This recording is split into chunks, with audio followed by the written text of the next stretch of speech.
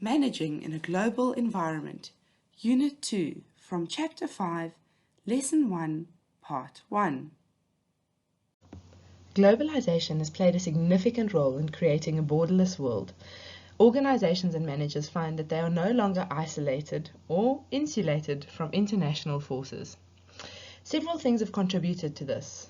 Trade barriers have fallen because of organizations like NAFTA or the EU, which we will talk about a little bit more later. Communication is faster and cheaper, and technology like the internet knows no borders. Consumer tastes have converged. If you think about the smartphone that you have, chances are someone your age in another country has exactly the same taste. There are interesting difficulties and risks that a borderless world presents to business, but there are also benefits and opportunities to be explored. Here you can see a visual representation of the extent of globalization of 6 developed countries. What's really interesting is to observe the increase in globalization from the 1970s, pictured in green, to 2009, pictured in red. And you can see that there's actually been a really fast pace in terms of increasing globalization. And this is not only economic, it is also political and social. But what does this globalization mean for a manager? Ideally, it means that they should develop a global mindset. And that describes the ability of a manager to appreciate and influence individuals, groups, and organizations that represent not only what they are used to and their own culture and political beliefs, but people that come from different social, cultural, political backgrounds that might have different intellectual capacities, from different institutions, and might display different psychological characteristics. So it's actually quite a big ask for someone to develop a global mindset, because you have to go out of your way to do this. And a global mindset can be developed by engaging with people from different cultures. Let's take a look outside the borders of South Africa at the changing international landscape. China is a really good example of a country that very few people were paying attention to a decade ago, but almost every manager of a large multinational is thinking about investing there today. And there are a couple of things that have preceded this. Of course, the Communist Party in China has embraced capitalistic behavior. China has become the manufacturing hub essentially for the world and exports many of the products that they manufacture. They've also become a growing consumer market, which means that multinationals all over the world are looking for a share of the Chinese middle class market. And then what's quite an interesting phenomenon is that regulations and government policies make it quite difficult to do business in China. So while China is exporting to the rest of the world, they're also protecting their own industries. And this is really creating a very interesting context for competition in the next few years. Another interesting country to look at is India. Where China has chosen to be the manufacturing hub of the world, India is positioning itself to be a service giant. They're growing their skills in software design and engineering, both of which they can do cheaper than most developed countries. They also have a reputation for providing services, such as call center agents. It's much cheaper for many developed countries to have their English-speaking call center based in India rather than on their home turf where labor costs significantly more. There are also interesting examples of medical firms sending their test results, such as CAT scans and X-rays, to Indian doctors to analyze at night and then deliver results and reports in the morning, again at a much cheaper cost than local experts. Another country to look out for is Brazil. Because of the size of its economy and its presence in agriculture, for example, mining and manufacturing, its economic growth has been very interesting to managers around the world. Although they have had decreasing growth rates in the last few years, events like hosting the Summer Olympics in 2016 have really put them on the map. We've looked at the countries that have garnered a lot of interest in the last few years, but the picture wouldn't be complete without looking at the companies that have accompanied them in making this interesting shift. And so we have to look at multinational corporations. The size and volume of international trade conducted by these companies is so large that some of them have the same GDP as small countries. ExxonMobil, for example, has a GDP comparable to Egypt's, and Walmart has a GDP comparable to that of Greece.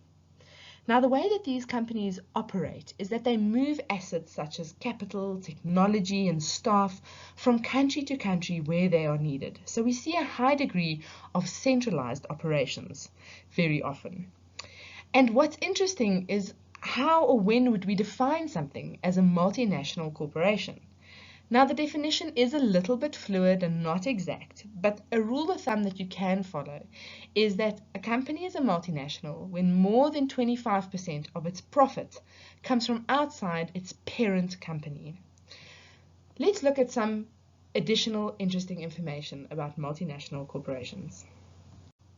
For multinational corporations to reap the benefit of their size and global presence, they often have to be controlled by one management authority that have the same vision and idea. So these managers must have a global perspective, although we can identify different approaches. For example, a company could behave in an ethnocentric way. They could place emphasis on their home country and export and sell those products. This might, for example, be accompanied with the viewpoint that the way they do things in their home or parent company is the right way and the only way that they will compete internationally. While this can work for some products that have international appeal, I'm sure you'll see that this can also present some interesting problems because it doesn't acknowledge cultural differences. Another approach that companies can take is to be polycentric, which means that each country they operate in, they take an individual perspective to the tastes of that particular country to account for cultural differences. And then we also get geocentric companies. These are companies that are world-oriented, and we see in their products not favoritism for one specific country or culture, but a more generalized approach and product range to cater to universal tastes. Globalization is not a corporate fairy tale, and in fact many companies and countries are experiencing a backlash. A high percentage of Americans, for example, believe that other countries benefit more than them from free trade, and that this has in fact hurt their economy. So their major concern is the job losses. We spoke about China becoming the manufacturing hub of the world, and the American manufacturing industry has certainly felt that change. What's interesting is that this view of globalization is not unique to the United States, and in fact many countries believe that people other than themselves are the beneficiaries. We see many examples playing out in politics and business around the world. The vote for Brexit was one such example, where the British economy decided, or rather the British people decided, that their economy would be better off separate from the European Union. So this was a very popular sentiment against what has always been advertised as the advantages of globalization. We see other interesting examples of this in the recent trade war between China and America, where they are hitting each other with increasingly high amounts of tariffs to try and ensure that their economy is not the loser. So what is the cost of free trade been, and what are the true advantages? This is a very pertinent question, because even if people decide that globalization is not everything that it's been sold to be, can they stop it? Or is it just something they can manage to try and take advantage of? As you may well imagine, many business leaders insist that the economic benefits of globalization do flow back into their home country's economy. They explain that the lower prices for goods and the expanded access to markets does result in higher profits, and that these increased funds are used for innovation. Of course, the question that their opponents have is, are the same jobs that were lost the jobs that are created by innovation? And you might think about it this way. In South Africa, in mining, is today's rock drill operator tomorrow's software engineer. What's interesting is that some customers have actually said they are willing to pay higher prices to keep down foreign competition. And there are a lot of initiatives to support this, a trend of going local, if you will. Proudly South African, it would be one example of this. Before we vilify big business entirely, I want to tell you about a trend where multinationals have the opportunity to do good. C.K. Prahalad identified that there were a large proportion of the world's population, estimated at about 4 billion people, at the bottom of the income pyramid. And what this essentially means is that these 4 billion people are earning the lowest wages. While estimates differ, it does mean that they are probably classified as living in poverty. So what multinationals can do is find ways to serve these potential customers at the bottom of the pyramid.